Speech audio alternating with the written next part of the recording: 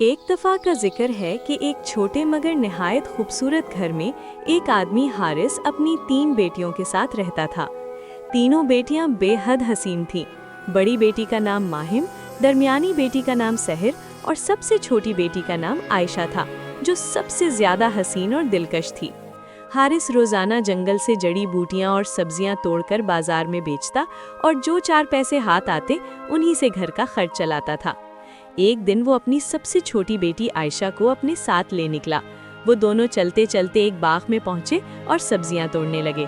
अचानक आयशा की नज़र एक शानदार बैंगन पर पड़ी, जो ना सिर्फ बहुत मोटा था बल्कि गैर मामूली तौर पर बड़ा और चमकदार भी नजर आ रहा था। वो लपक कर बोली, अब्बा ये देखिए, ऐसा बैंगन मैंने आज से पहले कभी नहीं देखा। वो इसे तोड़ने ही लगी थी कि जमीन के अंदर से थरथराहट सी महसूस हुई। फिजा में अचानक सर्दी फैल गई और यकायक एक बौना नमूदार हुआ और बोला, तुमने मेरे आका का दरवाज़ा क्यों खोला है? अब तुम्हें अंदर चलना होगा, वहीं तुम्हारी सज़ा का फैसला होगा। ये कहकर वो उन दोनों को ज़मीन के अंदर एक गार में ले गया।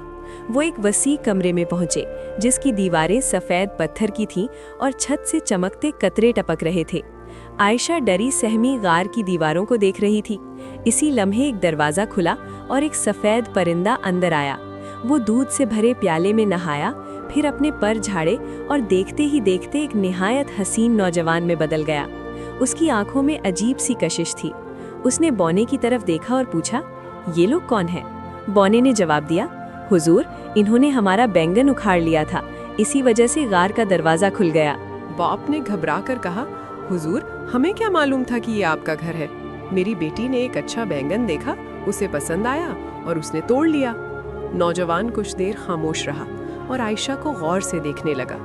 वो डरी सहमी हुई बहुत हसीन लग रही थी। फिर वो मुस्कुराकर मगर हुक्म देते हुए बोला, तुम्हारे पास 2 रास्ते हैं, या तो मैं तुम दोनों को कत्ल कर दूं या तुम अपनी बेटी की मुझसे शादी कर दो। घबराओ मत, तुम जब चाहो इससे मिल सकते हो। बूढ़ा बाप परेशान हो गया, मगर अब उसके पास कोई और रास्ता न था। नौजवान ने उसे ढेर सारे सोने के जेवरात दिए और वहां से रुखसत कर दिया। बाप ने बेटी को गले लगाया, आंसू बहाए और अलविदा कहकर चला गया। जब बूढ़ा वहां से चला गया तो नौजवान ने नरमी से पूछा, तुम्हारा नाम क्या है? वो हिचकिचाते हुए बोली, आयशा।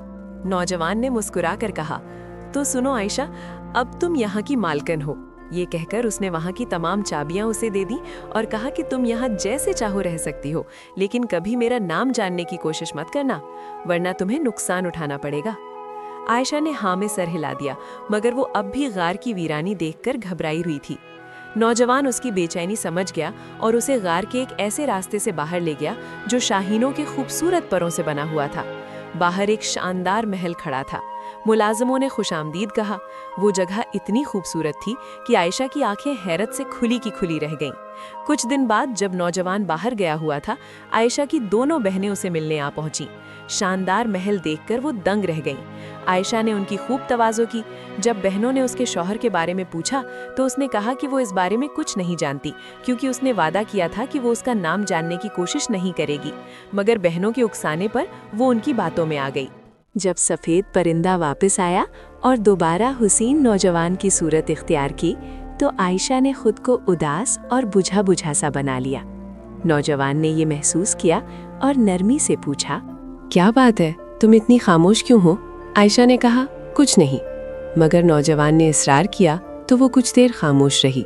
फिर आहिस्ता आवाज़ में बोली, अगर आप जानना चाहते हैं कि मैं क्यों परेशान हूँ, तो इसकी वजह यह है कि मैं आपका नाम जानना चाहती हूँ। नौजवान ने गहरी सांस ली और कहा, मैंने तुम्हें पहले ही खबरदार किया था, ये तुम्हारे लिए बहुत बुरा साबित होगा। मगर आयशा ने जिद न छोड़ी।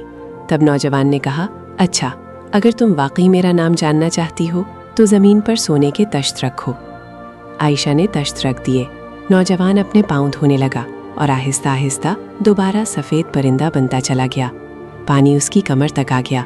उसने पूछा, आयशा, क्या तुम वाकई मेरा नाम जानना चाहती हो? हाँ। पानी उसके गले तक आ गया। आयशा, क्या तुम वाकई मेरा नाम जानना चाहती हो? हाँ। पानी उसके मुंह तक आ गया। आयशा, क्या तुम वाकई मेरा नाम जानना चाहती हो?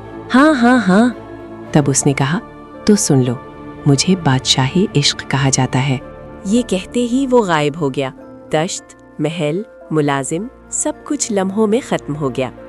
आयशा ने खुद को एक खुले मैदान में तन्हा पाया, जहां उसकी मदद के लिए कोई इंसान मौजूद ना था। उसने पुकारा, मेरे शौहर, मगर कोई जवाब ना आया।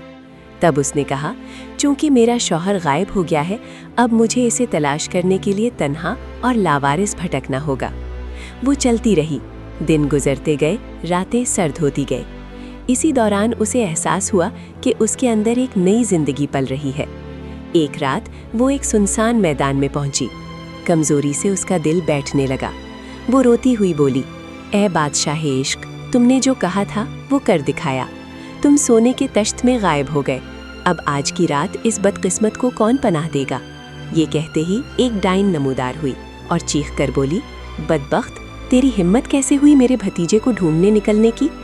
वो उसे खाने ही वाली थी कि आयशा की हालत पर तरस आ गया। उसने रात उसे पनाह दी और सुबह एक रोटी का टुकड़ा देकर कहा, जंगल के जनूब में मेरी बहन यानी तेरी सास रहती है, उसके पास जा। वो तुझे बादशाह इश्क के बारे में बता सकती है, मगर होशियार रहना, वो बहुत खतरनाक डाइन है। आयशा खौफजदा होकर जनूब की तरफ रवाना हुई। वहां पहुंचकर उसने फिर फरियाद की। बादशाह इश्क की बहन नमूदार हुई और बोली, जब तक मेरी माँ बाहर है, ऊपर आ जाओ। उसने अपनी चोटी नीचे लटकाई और आयशा को ऊपर खींच लिया, खाना दिया। इतने में माँ आ गई। वो गुस्से से बोली, ये कौन है?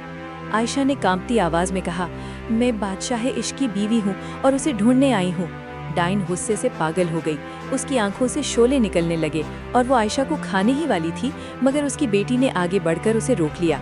ये देखकर डाइन ने गुस्से को दबाते हुए कहा, अच्छा, अगर तुम मेरा ये खत मेरी सहेली तक पहुंचा दो तो मैं वादा करती हूँ कि तुम हमेशा हमेशा के लिए मेरे बेटे बादशाही इश्क को पालोगी।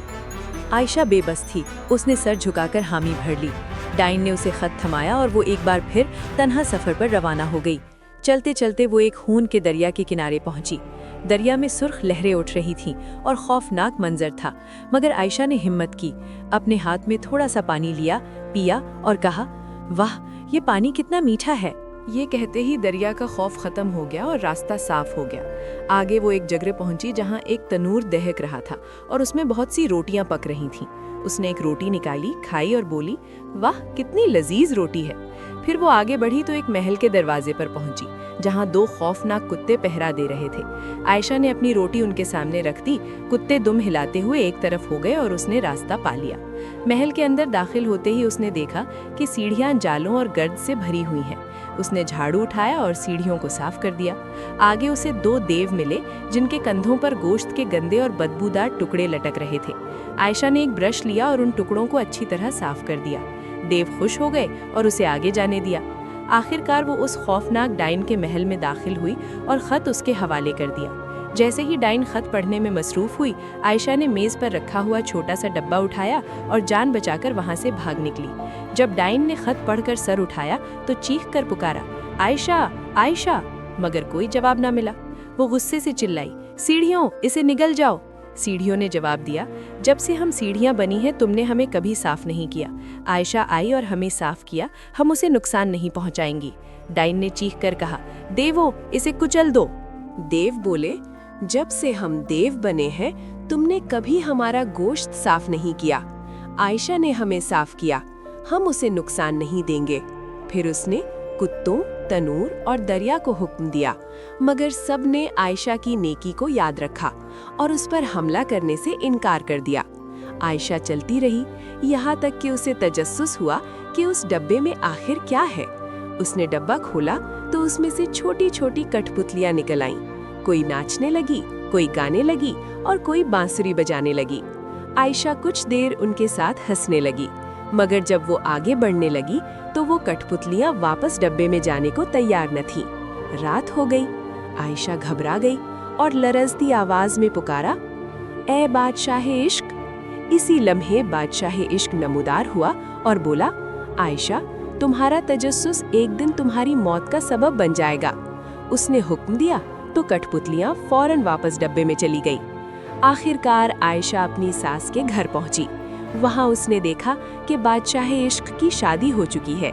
नई दुल्हन के सामने आयशा को जलती हुई मशलें थमाकर घुटनों के बल बिठा दिया गया। आयशा रोती रही मगर खामोश रही। जब बादशाह इश्क ने ये मंजर देखा तो उसका दिल भर आया।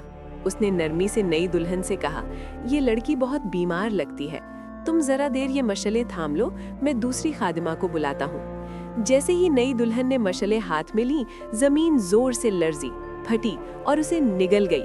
बादशाही इश्क आयशा को लेकर अपने महल वापस आ गया। जब डाइन को ये खबर मिली तो उसने गुस्से में अपने हाथ बांध लिए और ऐलान किया, आयशा का बच्चा उस वक्त तक पैदा नहीं होगा जब तक मैं अपने हाथ नहीं खोलूंगी। तब बादशाही इश्क ने एक चाल चली। उसने अपनी मौत का ड्रामा रचाया। जनाजा तैयार हुआ, घंटियां बजी और हर तरफ शोर मच गया। बादशाही इश्क मर गया।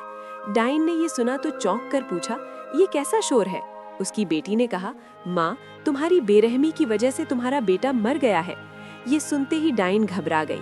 उसने फौरन अपने हाथ खोल दिए और चीख कर बोली, मेरा बेटा कैसे मर गया?